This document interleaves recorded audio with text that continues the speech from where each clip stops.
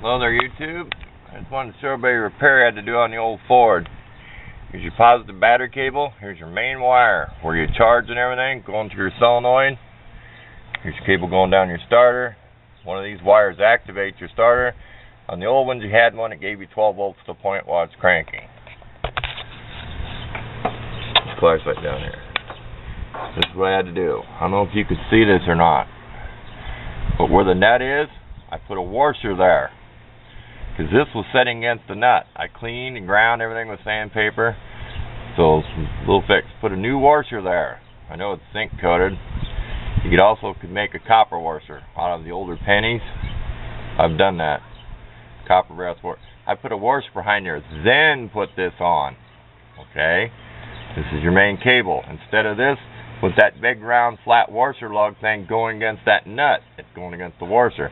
Here's your battery cable. It was melting this nut. Now I put my stuff together good, but vibration things can come loose. I understand that. But this nut has a built-in washer that spins. I had to grind it with the Dremel tool, so I didn't have another one. But back behind here where this piece goes to the nut on the solenoid, put a washer back there.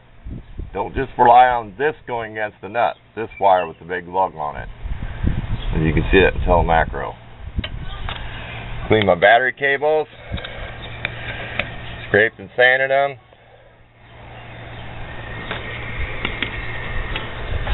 Cleaned them off good, took them off, put sandpaper inside. I don't have a brush cleaner, or you can scrape with a pocket knife. Scrape just a slide them on a lid. Cleaned everything. I just didn't do one thing. I had to get in here. Thing didn't want to start on me. It was acting like the starter was dragging or something. I know my charging circuit and everything's good. It just didn't want to turn over. It turned over real slow. Well, wonder it didn't blow up the battery or melt something. It was melting the plastic on here. And take the wife's car to the shop. We used the truck to go down. It was actually melting this. So much for that. While I'm at it, I'll treat everybody to a little video of what it sounds like. Okay, this is an 83 to 85 smog motor. Okay. What they did, when I bought this, the gentleman that bought it at 40,000 miles had a brand new engine in it. What they did was, they put the old balancer on the newer motor. That's why this motor shakes. Well, it's got 105,000 on it, so it's had 60-some thousand miles put on the motor.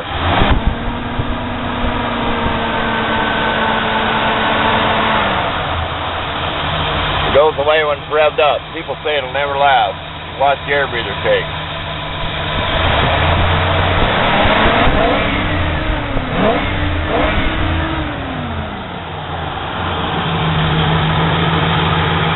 It has the 79 two-barrel on it. And intake, because they probably got some motor with fuel injected or something.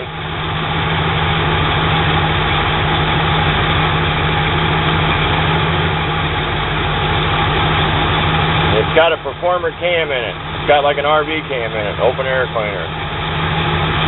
I did that. I wanted torque for pulling. It has just a little C4 automatic transmission like goes in a Mustang.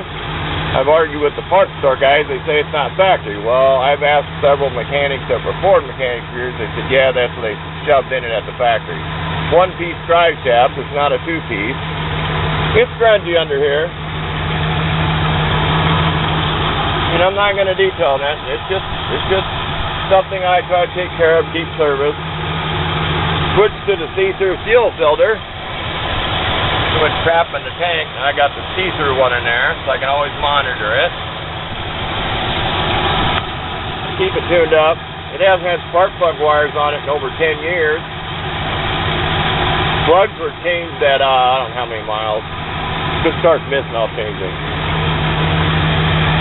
Had to put a new master cylinder, brake power booster, which was easy because you don't have to get under the dash to unbolt the booster at the back.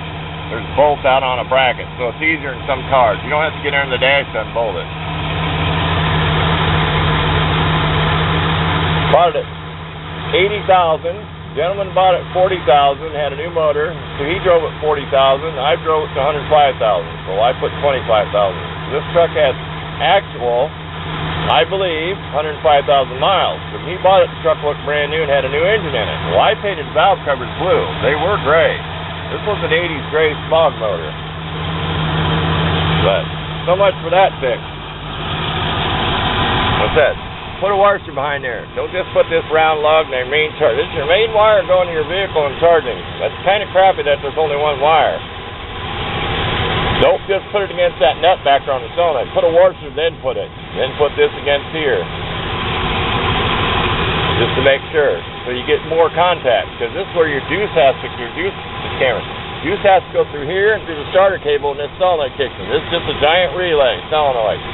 The juice has to go from here to your starter. Well, Ford's used a little thing that takes whatever and slams the lever in, and they never was the best starter made. So you don't want any amount of non-contact. You want the best cleanest contact you can get. So, like I said, put a washer back here. I want as much contact as I can get from this cable through this piece, through the solenoid, back here to the starter cable going down to the starter. This little tip, somebody has an old Ford. I know she's scrunchy. I got tired of cleaning the chrome air breather, so I painted it black years ago. This has factory air. It does work. But it doesn't get cold enough, so I just got the belt off. I know that's not good. The belt's been off for years, but it did have air, but it never was cold enough. My modified windshield washer fluid tank off another Ford. If the kind had the coolant tank and the water tank, I sawed it in half and mounted my own mount. Then I didn't have to change the wiring, it's plugged right in. So it ain't too cobbled. Enough of that video. I'm getting bored of watching it. Thanks for watching.